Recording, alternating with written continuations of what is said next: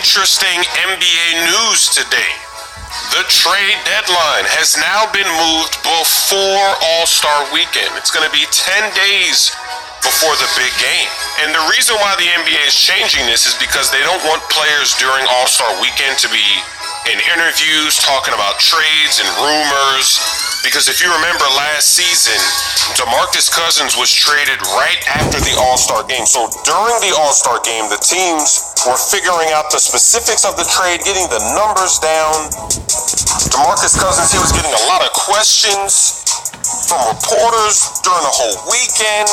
All-Star Weekend is supposed to be a celebration of the players' talent. It's not supposed to be players enduring constant questions about rumors and other things. And I know that everybody's asking, what happens if an All-Star player gets traded before the All-Star game?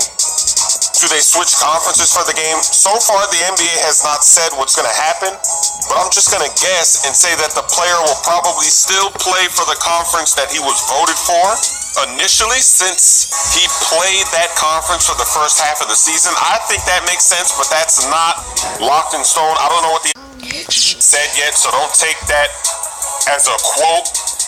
Then there's also some rule changes regarding timeouts and the flow of the game. So now each team will have 7 timeouts per game with no restrictions per half.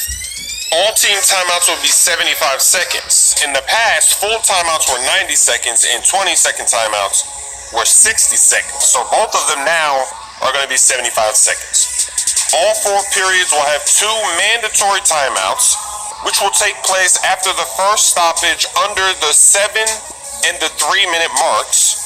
The under 9-minute mark mandatory timeouts in the second and fourth quarters will be eliminated. Each team can enter the fourth period with up to 4 team timeouts. Each team will be limited to 2 timeouts after the later of the 3-minute mark of the fourth period, or the resumption of play after the second mandatory timeout of the fourth period. Each team will have 2 team timeouts per overtime period. Previously, teams had 3. And here are the changes regarding the game flow. So referees will assess a delay of game violation if a free throw shooter ventures beyond the 3-point line between attempts. Halftime will last 15 minutes for all games, beginning immediately upon expiration of the second period. A delay of game penalty will be issued if a team is not ready to start play at the expiration of the halftime clock.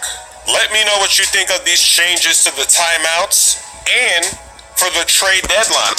And stay tuned for more NBA news.